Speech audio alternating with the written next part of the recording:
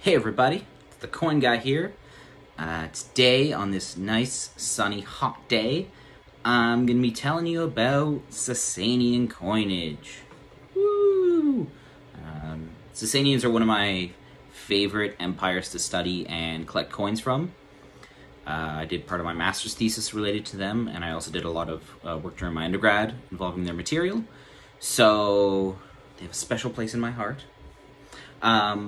I've got about 10 of their coins in my collection from throughout the empire. And I'm going to give you guys a really good example of kind of how numismatics works, because I do not read Middle Persian fluently by any stretch of the imagination.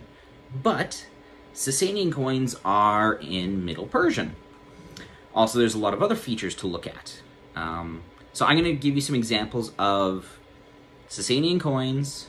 These are from my collection, so I know what's on them, but I'm going to walk you through the process. We're going to do a walkthrough, talk-through. And it's going to give you an example of how numismatists identify ancient coins. I'm using Sasanian coins, but the basic principle works for all coins. So if we look at a couple coins here, gotta get them out of the protective case. So our Sasanian coins, ta-da! Oh, got my buddy Khusro II upside down here. So this is what they look like. They're usually about 25 to 30 millimeters wide, their diameter. So they're decent size. They're very thin, as you can see, razor thin. Now, one of the things that's special about Sasanian coinage is the silver quantity is extremely high.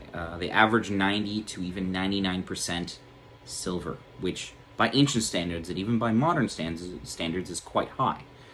This is something that I analyzed as a part of my master's thesis. So, you know, that's a fun read.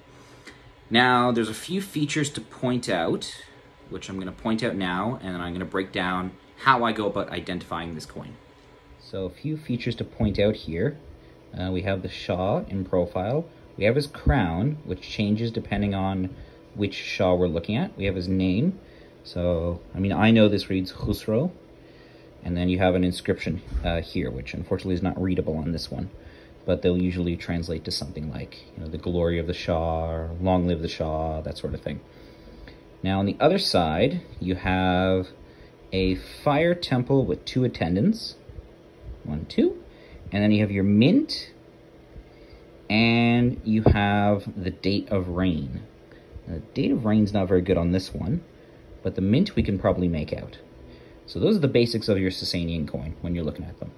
So what we really want to look for is the mint, the date, the name, and then the crown.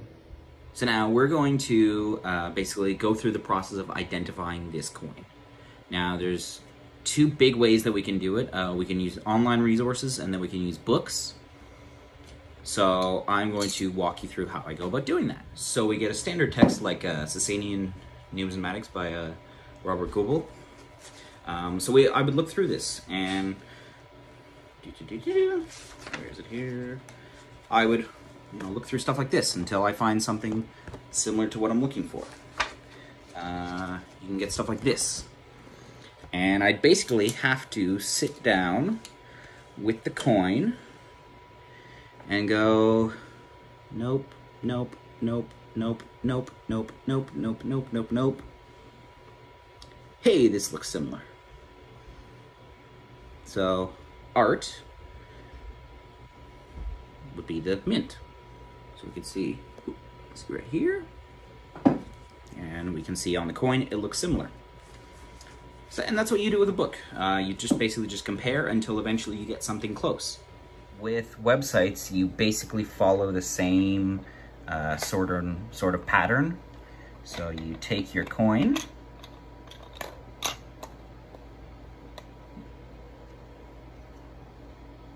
and you compare. So this one's Beast Coins. As you can see, he's got a pretty good database here of what we're looking for. So we can compare the crowns. So let's go down to Khusro II. So So see the crown with the wings? Crown with the wings. Obviously compared with Hormuz IV, very different.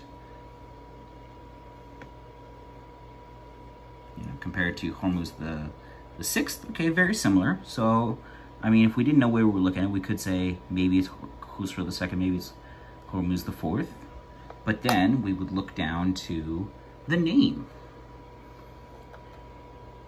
And we can see Hormuz, and we can see Khusro.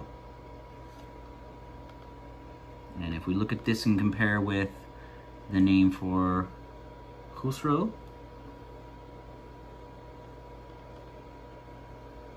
and compare with Hormuz, we can see there is a difference there. So we can see this is Khusro. Now for the mint.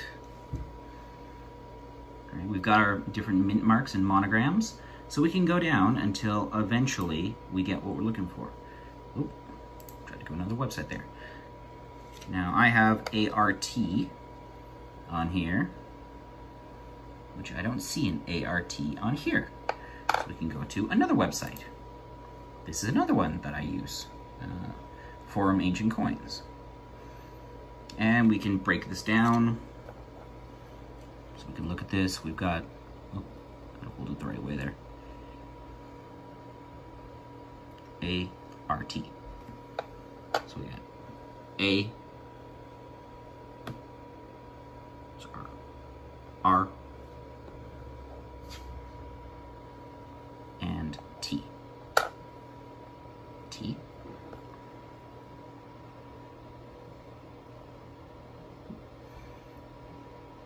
There we go, ART. Yeah, that's what we got here. Now, let's look down here. Does he have ART listed here? There we go. So ART, we can compare these two. Yeah, that's ART, which is the monogram for Ardashir Hura. I don't think that's a modern city. I'd have to look it up off the top of my head. You can see there's another variation here as well. But you can see where this is basically a matter of just going through the resources until eventually you get what you're looking for. Sometimes you don't get an answer. So sometimes coins, there's not enough detail, and basically it's just a big question mark. You know, so I've seen some where basically there's just enough to be able to say it's Sasanian. We can't see the crown, we can't see the mint mark, we can't see the name, we can't see nothing. This is the way. But yeah, this is coin identification in general. It's me going through websites or books and going, not it, not it, not it, not it, not it, not it, not it. Maybe that's it. Not it, not it, not it. And just breaking it down. Yeah, and that's how coin identification works for Sasanian coins and coins in general. It sometimes takes 5 minutes. It sometimes takes 5 hours. It sometimes takes weeks. It sometimes takes years. You know, the example I have of the book by Robert Goebel. So this was published originally in 1971, which means that we're now 50 years later.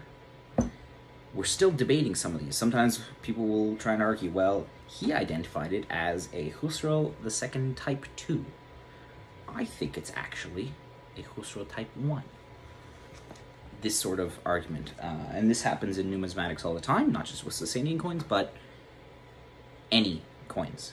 So yeah, you really gotta just take your time with it. That's what I do. I spend hours and hours looking at these things, trying to figure out what they are. So that's all for today. If you have any questions, send me a message, comment, like, subscribe, share. You know, coins are cool, and we want to keep sharing coins. So see everyone next time. Bye-bye for now.